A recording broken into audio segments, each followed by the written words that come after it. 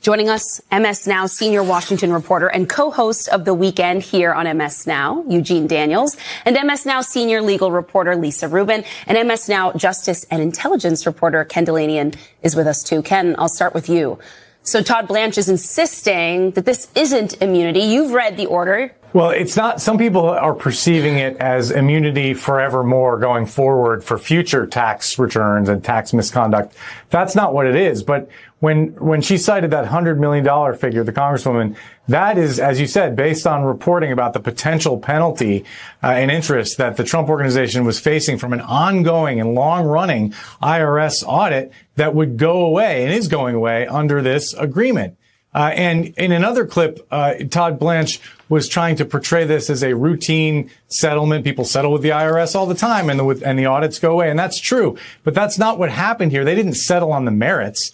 The IRS didn't decide, well, we're going to compromise and you pay a certain sum of money and we drop our claims. All right, guys, welcome back. John never disappoints his people. The Justice Department has expanded Trump's IRS settlement to permanently bar audits of the president, his family, and all his business entities for any pre-settlement activities. An extraordinary act that legal scholars call unprecedented self-dealing. The move comes alongside a nearly $1.8 billion anti-weaponization fund designed to compensate those who claim they were wrongly targeted, effectively shielding the president from decades of financial scrutiny. On a specific date in recent history, one day after the president settled his own $10 billion lawsuit against his own IRS, the acting Attorney General of the United States signed a document, a one-page document, a secret one-page document. And that document stated in plain language that the IRS... Donald Trump's lawsuit was entirely unrelated to the merits of whether he took a proper tax deduction, and 25 lawyers inside the IRS signed on to a brief that said that there were tons of defenses to this lawsuit. It really had no merit. It wasn't going anywhere because, Donald Trump's tax returns were leaked by a contractor who's now in prison. That's happened to other people before. They have not been able to make claims. You can't sue essentially the federal government based on the misconduct of an individual contractor or employee. That's essentially the law. So the lawsuit was meritless, but Donald Trump's former defense attorney, who, as the Congresswoman said, was paid millions and millions of dollars to defend Trump in all of these various investigations, is now the acting attorney general. He signed on to this document, and unlike the slush fund, it is still in place. Now, I firmly believe that if a Democrat is elected to the next as the next president, that administration would, of course, review this and look at its options about whether they can withdraw from this agreement, and may have good grounds to do so. So it's not clear that this will last forever. But for now, is forever barred and precluded from investigating the president, his family members, his related and affiliated individuals, and all Trump Organization companies and trusts for tax returns filed before that date. Forever barred. Those are the actual words in the document. The IRS, which is the federal agency responsible for ensuring that every American pays the taxes they legally owe, has been permanently prohibited from examining whether the President of the United States cheated on his taxes. For any return filed before that specific date, which means his entire business history, his entire career, everything that has ever been questioned or examined or flagged by tax authorities. This IRS action and audit, which is long running, again, Trump has acknowledged it, it goes away, and any potential penalty goes along with it. Lisa, where do you see things standing legally right now, since a judge revived the lawsuit and raised some serious concerns about how all of this unfolded in the first place? Well, let me be picky-unish for a second. The judge hasn't yet reopened the lawsuit. What she has said is that she is considering reopening the lawsuit, wants to hear from Trump about whether or not there was collusion in not only the development of the lawsuit, but in how it ended. In terms of the legality of what the order is, what Todd Blanche characterized yesterday as an order and not an addendum to the settlement, there are any number of reasons why one would think that an order from the Attorney General is not satisfactory to end tax-related liability for an individual person, starting with the fact that under Department of Justice policy dating back to the 1930s, the Attorney General cannot settle something that hasn't yet been referred to the Department of Justice for prosecution or defense.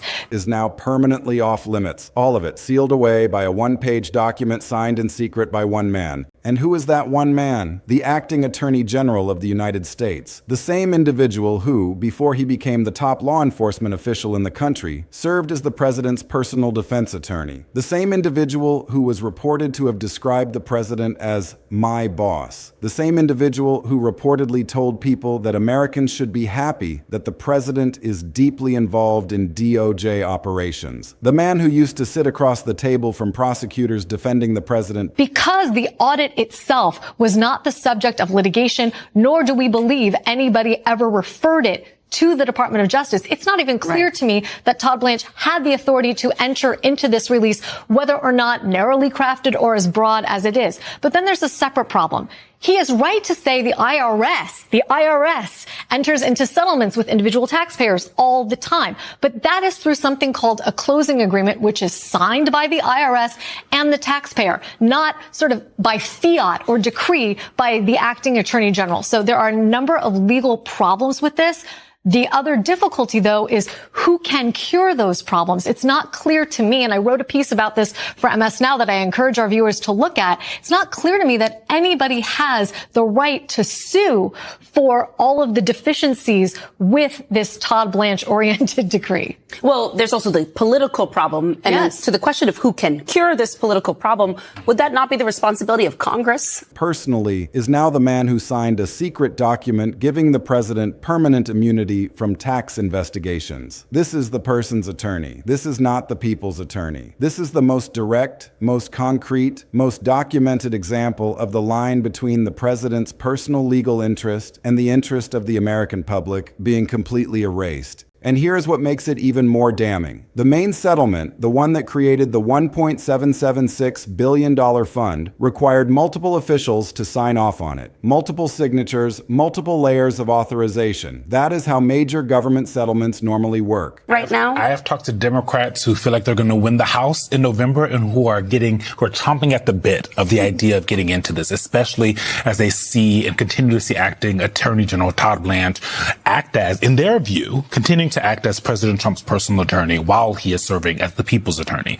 And when you talk to Democrats, they are looking for ways to, one, provide some accountability for the things that they feel like they've been seeing over the last 2 years, and looking for some political wins, right? They are promising people that they're going to hold folks accountable. They aren't going to be able to pass a lot of bills. Donald Trump isn't going to sign a bunch of things that Hakeem Jeffries, if he's speaker, puts on the floor. That's not going to happen. This is the lane that they feel like they can actually do things in and feel like there's a lot of work to do. So whether it is the Oversight Committee or anyone else, whether they create a different committee, because that is something that a Speaker Hakeem Jeffries could do if he is to win, that can happen. And I think one of the things that's so interesting here is you're starting to see Republicans run away from this, because you have checks, you have review, you have accountability spread across more than one person, so that no single individual can unilaterally hand the President of the United States something without any oversight. But the tax immunity addendum, the one-page document that permanently bars the IRS from ever looking at the president's tax history, was signed by one person alone. One signature. No co-signers, no other officials, no review board. One man, the president's former personal attorney, secretly signed away the federal government's ability to ever investigate whether the president committed tax fraud. A sitting United States Senator went on the record with exactly this point. He said the acting Attorney General was selling out the American people and giving the president and his family a get-out-of-jail-free card for cheating on their taxes. He said the acting Attorney General was acting far more like the president's personal attorney than the people's lawyer. Those are serious words from a sitting senator. And given what we now know about what was signed, they are hard to argue with. Let's get into exactly what the document covers, why the IRS's own lawyers were already opposing this entire scheme, what the agreement means for the president's past tax history in concrete terms, and what the broader pattern of behavior from this Justice Department tells us about where the line between the president's personal interest and the interest of the American public now sits. Because each layer of this story adds something important to the overall picture. And the overall picture, when you see it all together, raises questions about the rule of law that people across the political spectrum are going to be grappling with for a long time. To understand the full scope of what was signed, you need to understand what was happening inside the IRS and the Justice Department in the weeks leading up to that date, because this did not happen in a vacuum. There were people inside the federal government who saw what was coming and tried to stop it, and the story of what happened to their warnings tells you a great deal about how this administration operates when its legal interests and the public interest are in direct conflict. Here is what we know from reporting on the internal process. IRS lawyers, career professionals whose job is to represent the government's legal interests in tax disputes, sent a 25-page memo to the Department of Justice, a detailed, substantive 25-page analysis, and the memo laid out the legal flaws in the president's $10 billion lawsuit against his own IRS. The lawyers showed that the lawsuit was legally baseless. Their words, not mine, not a senator's. The IRS's own lawyers calling the president's lawsuit against their agency legally baseless. And they encouraged DOJ officials to simply dismiss the case. They had the arguments. They had the legal defenses readily available. They laid them all out in a formal document and sent it up the chain. And the administration, according to the reporting, disregarded those readily available defenses to a lawsuit filed by the president against an agency he controls. They ignored their own lawyers. They ignored the 25-page analysis. They ignored the specific recommendation to dismiss a case that the government's own legal team had already shown was without merit. And instead, they settled it on terms that gave the president permanent immunity from IRS investigations and $1.776 billion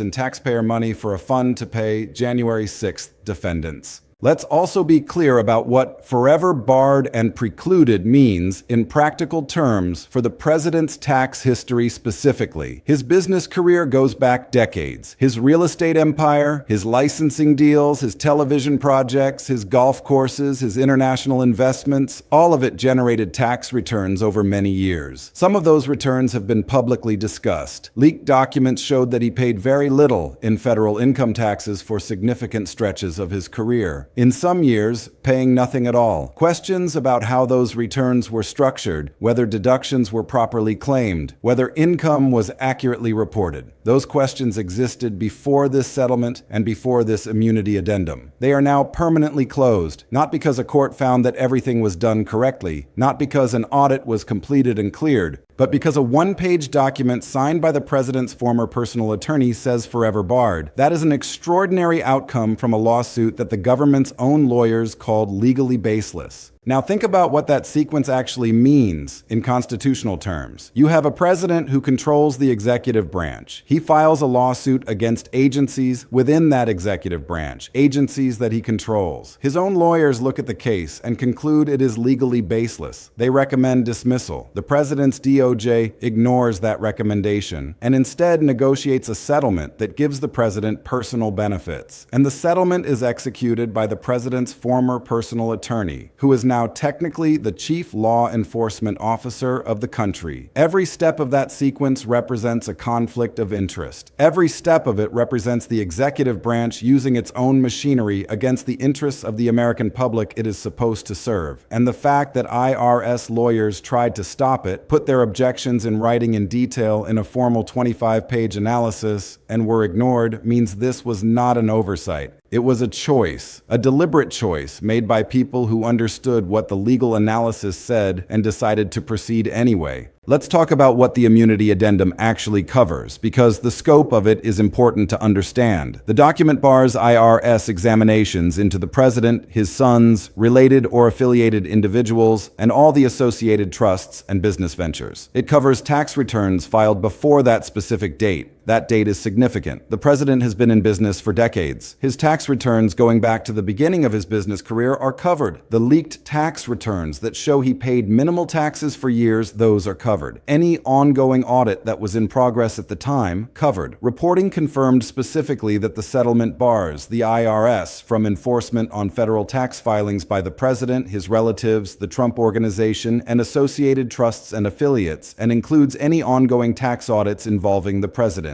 A DOJ representative tried to claim that the addendum only applies to ongoing audits and not to future ones, but the document itself says forever barred and precluded. The document says says any matters currently or that may be pending. The plain language of what was signed is not limited in the way the DOJ representative suggested. And when the plain language of a legal document says forever barred, that is typically the standard that matters in court. You cannot simply claim after the fact that a document means something different from what it plainly says. The words are there. They are unambiguous. And they represent a permanent protection from tax investigation that no other president has ever secured for themselves through a settlement of this kind. Now, let's talk about the acting attorney general specifically, because his history and his conflicts are central to why this matters so much. Before he became acting attorney general, he spent years as the president's personal defense lawyer. He represented the president in the New York criminal hush money case. He represented the president in multiple legal matters during and after the election cycle. The relationship between these two men is not a distant professional relationship between a government official and the president. It is an intimate lawyer-client relationship that went on for years and involved defending the president against criminal charges. When reporting emerged that the acting attorney general described the president as my boss and said Americans should be happy that the president is deeply involved in DOJ operations, that reporting reflected a fundamental confusion about the role of the attorney general. The Attorney General is the chief law enforcement officer of the United States. The Attorney General's client is the American people, not the president, not personally the people. And when the person holding that office describes the president as my boss and signs a one-page secret document permanently protecting the president from tax investigations, the confusion between whose interests are being served is not ambiguous. It is written into the document itself. Major news outlets describe this as the acting Attorney General's most eyebrow-raising move yet. Other outlets noted that he, once seen by some as the most conventional of the president's political appointees, had taken off the gloves in his new role. Those characterizations are coming from mainstream outlets that are typically measured in their language. When one publication says most eyebrow-raising move yet, and another says taking off the gloves, they are signaling something significant about how the people covering this institution most closely are reading what is happening inside it. And then there is the Epstein connection, which adds another layer to the pattern of DOJ behavior that deserves to be understood in context. Reporting indicates that the Department of Justice had withheld certain sections of the Jeffrey Epstein files, specifically sections that contain allegations related to the president. House Democrats stated that the withholding could potentially constitute a criminal act. A congressional letter sent to the acting attorney general noted that the president is referenced over 30,000 times in the Epstein files released to date, which at that point was only half of the total documents the DOJ possessed. The letter cited examples of evidence in those documents, alleging that the president committed crimes, and the DOJ under its current leadership withheld the relevant sections. The tax immunity addendum and the Epstein files withholding are separate issues, but they are consistent with each other as a pattern. Both involve the DOJ under its current leadership making decisions that protect the president personally from legal exposure. Both involve decisions that were made despite internal and external opposition, and both involve a chief law enforcement officer who describes the president as my boss, making choices that happen to benefit that boss directly. The pattern is unmistakable. In case after case, the Justice Department under this leadership has acted to shield the president from scrutiny, whether it is tax investigations, Epstein files, or other matters. The consistent direction is toward protection rather than accountability. Let's break this down into what matters most here, because this story has legal, constitutional, political, and historical dimensions, and each one is important to understand clearly. What was signed is legally unprecedented in American history. Let's be direct about this. There is no precedent for an acting attorney general unilaterally signing a secret document that permanently bars the IRS from investigating the sitting president for tax crimes. This has not happened before. No other president, no other attorney general,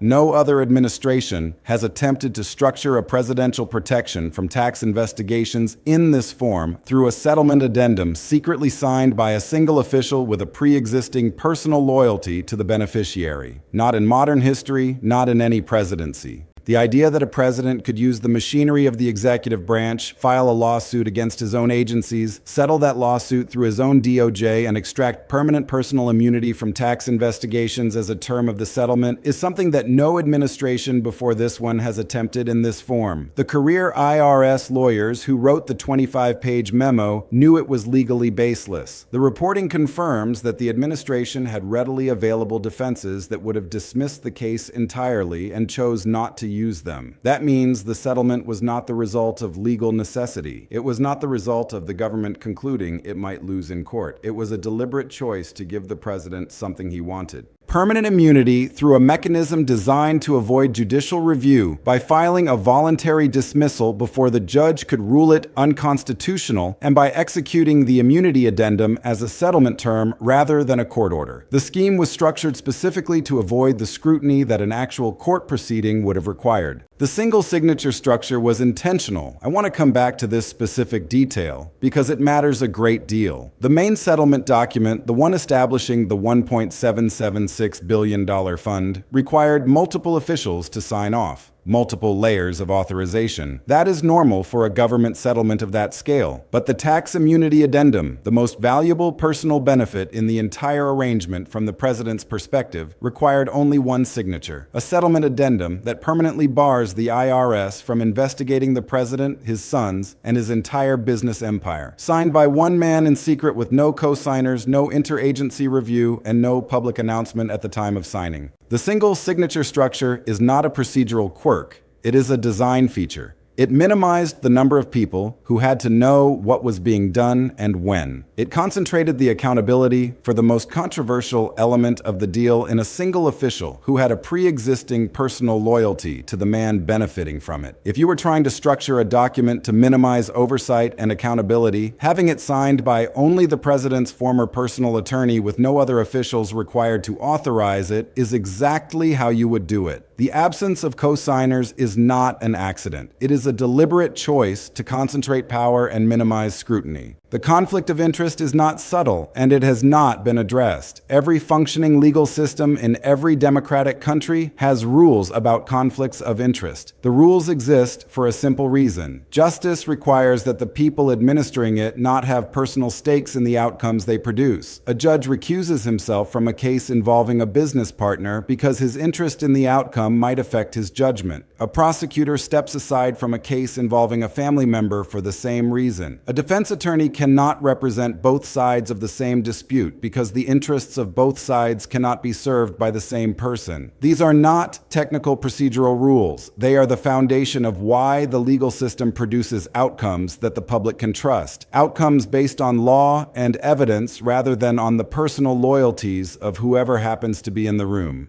The acting attorney general represented the president personally as a defense attorney for years. He sat across the table from prosecutors in criminal proceedings and argued on the president's behalf. He built his recent professional reputation as the president's man, the lawyer in the president's corner. He now holds the most powerful law enforcement position in the country, and he signed a secret one-page document giving his former client permanent immunity from tax investigations. The conflict of interest is not subtle. It is not a matter of interpretation or political disagreement. It is stated plainly and directly by a sitting United States senator who said the acting attorney general is acting far more like the president's personal attorney than the people's lawyer. The administration has not addressed the conflict in any meaningful way. There has been no recusal. There has been no independent review. There has been no special counsel appointment to examine the settlement. There has been no explanation of why the official, whose entire recent professional history consists of representing the president personally, should be the sole signatory on the document giving the president permanent immunity. The absence of any attempt to address the conflict is itself a clear statement about whether this administration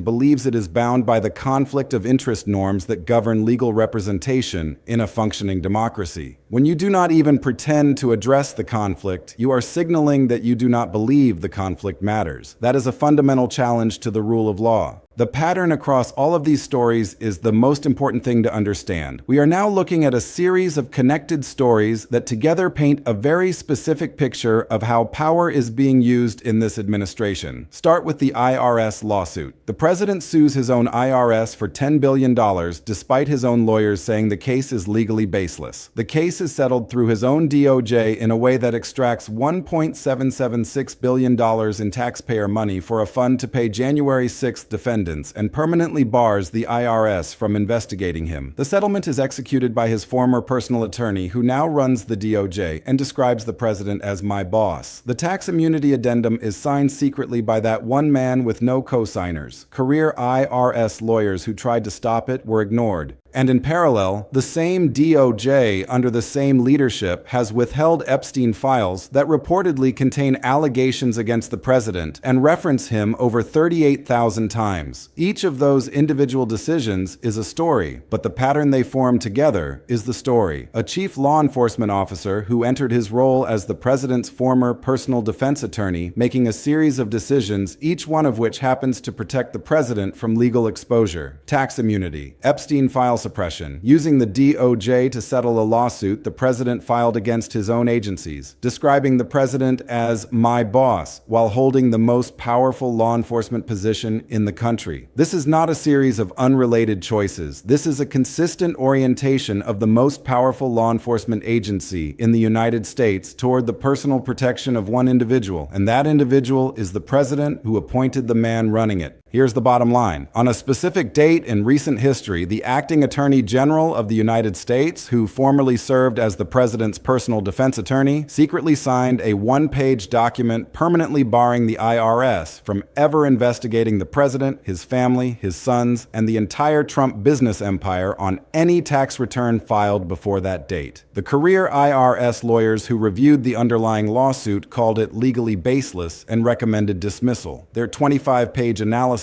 was ignored. The tax immunity addendum was signed by one person with no co-signers, no interagency review, and no public announcement at the time. The man who signed it was the same man who spent years defending the president personally in criminal proceedings and who describes the president as "my boss." A sitting United States senator called it a get-out-of-jail-free card for cheating on taxes. Multiple major news organizations have reported the documented facts independently, and the administration has not provided any coherent explanation of how this arrangement is consistent with the independence of the Justice Department, the conflict of interest norms governing legal representation, or the basic principle that no person, including the president, is above the law. And let's be clear about the scale of what that principle means in this specific case. The IRS, which is funded by taxpayers and which exists to ensure that every American pays what they legally owe, has been permanently prohibited from examining whether the most powerful person in the country paid his taxes honestly. Permanently, by the person who used to be that man's personal defense attorney, on the basis of a lawsuit that the government's own lawyers called legally baseless. That is the story. That is what is documented. The implications of this are staggering. The president has now secured something no other president has ever secured: permanent immunity from tax investigation for his entire business career. Not through a court ruling, not through a congressional act, not through any legitimate legal process, but through a secret addendum signed by his former lawyer, who now runs the Justice Department. The permanent bar applies not just to the president himself, but to his sons, his business entities, his trusts, and all affiliated individuals. The scope is breathtaking. The means by which it was achieved is breathtaking. And the fact that it happened with no public debate, no congressional oversight, no judicial review is breathtaking. This is not a minor procedural matter. This is a fundamental challenge to the principle that no person is above the law. If a president can use his control over the executive branch to secure permanent immunity from tax investigation through a secret settlement with his own agencies, then the rule of law has been fundamentally compromised. The principle that everyone, including the president, is subject to the same laws and the same scrutiny is one of the foundational pillars of American democracy. When that principle is eroded, when one person can secure protections that are unavailable to anyone else, the system no longer functions as a system of laws. It functions as a system of power.